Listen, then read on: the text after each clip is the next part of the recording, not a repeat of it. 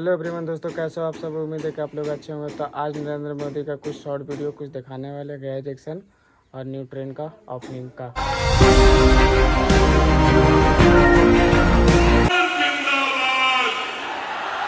नीतीश कुमार, मोदी जी का स्वागत है, मोदी जी का स्वागत है, मोदी जी का स्वागत है, मोदी जी का स्वागत है। बिहार में प्रधानमंत्री का ये रोड शो, जहां पर जनता उनको देखने के लिए यहाँ पर हाथों में तिरंगा लिए मौजूद है।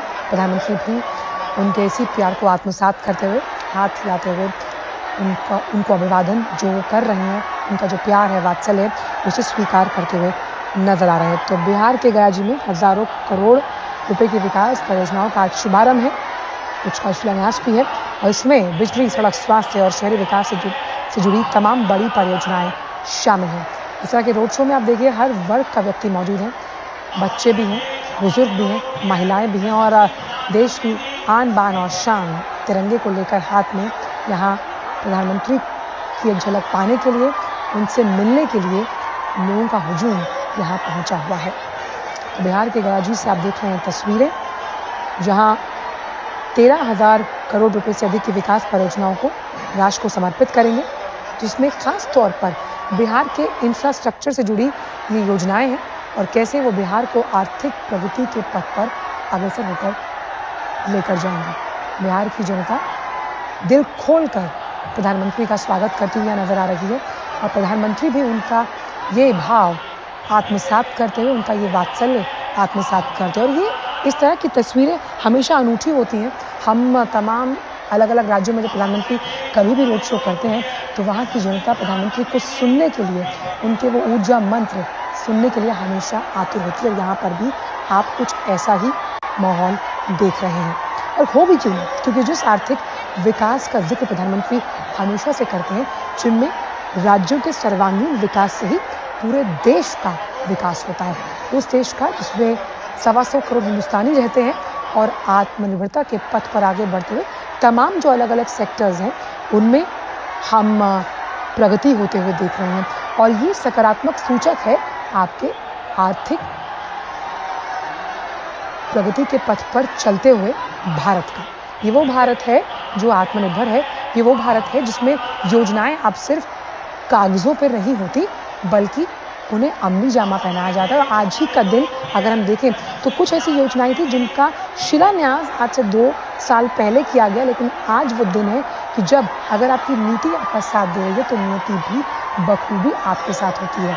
आप देख रहे हैं यहाँ पर प्रधानमंत्री का ये रोड शो, जहाँ प्रधानमंत्री आज कुछ जो प्रधानमंत्री आवास योजना से जुड़े बेनिफिशरीज हैं उनको उनके घरौंदे का जो चाबी है वो भी सौंपेंगे। और जल आपूर्ति, क्योंकि देखिए किसी भी राज्य में अर्बन डेवलपमेंट सिस्टम का मजबूत होना अपने आप में उस राज्य को बहुत विकसित, बहुत मॉडर्नाइज बनाता है। और यही तो सपना था ना कि स्मार्ट सिटीज को और मुफीद कैसे बनाया जाए तकनीक के लिहाज से। इसीलिए अर्बन डेवलपमेंट से जुड़ी हुई जल आपूर्ति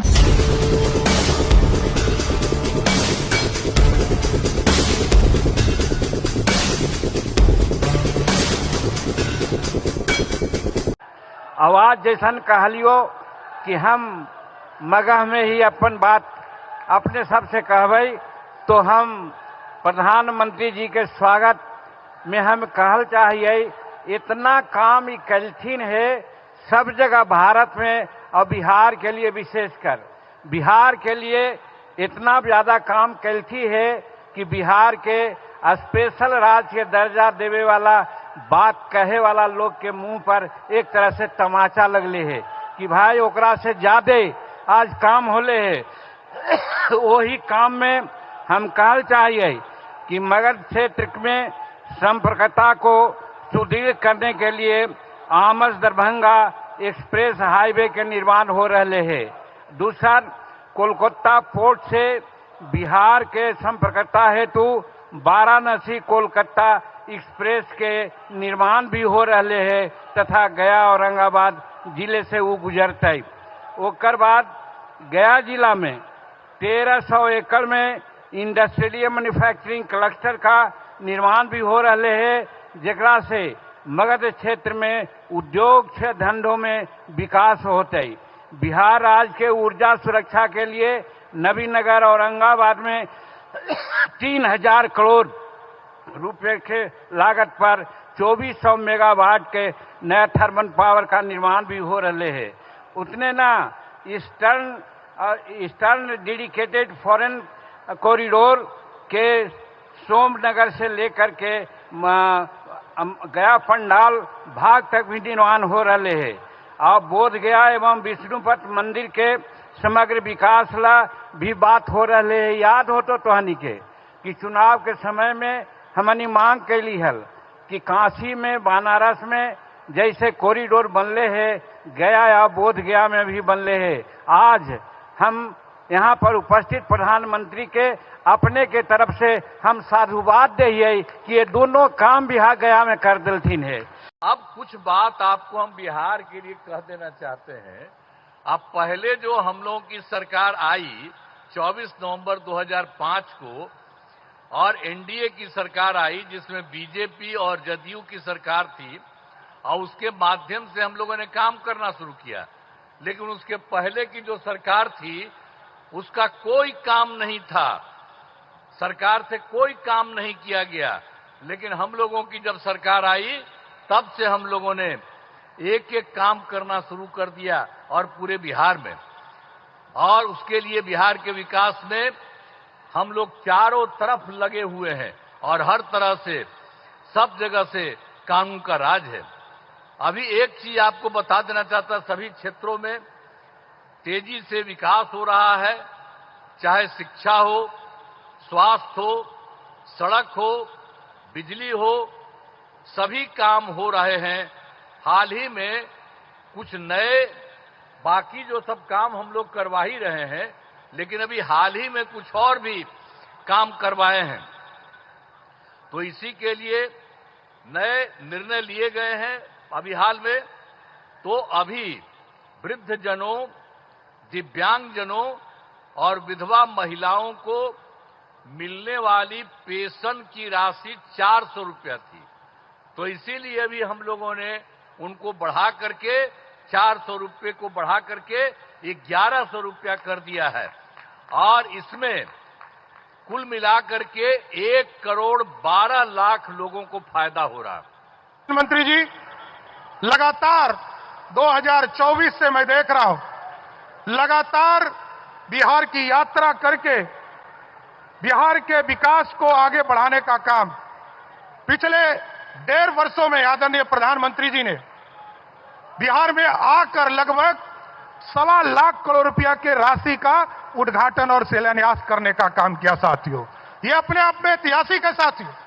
और आदरणीय प्रधानमंत्री जी जब 2014 से लेकर 2025 तक, इसके पहले की भी सरकार को हम लोगों ने देखा, बिहार जैसे राज्य में जहां 1,92,000 करोड़ रुपया बिहार को मात्र मिला था 2004 से लेकर 2014 तक, आज नरेंद्र मोदी जी के नेतृत्व में 11 वर्षों में लगभग 14 लाख करोड़ रुपया सिर्फ बिहार को उनके बजट में देने का काम किया। साथियों, उधर से पाकिस्तान हम पर ड्रोन हमले कर रहा था, मिसाइलें दाग रहा था, और इधर भारत पाकिस्तान की मिसाइलों को हवा में तिनके की तरह बिखेर रहा था।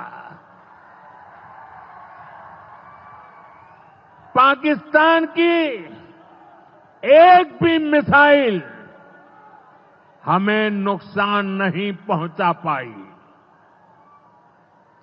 साथियों, ऑपरेशन सिंदूर ने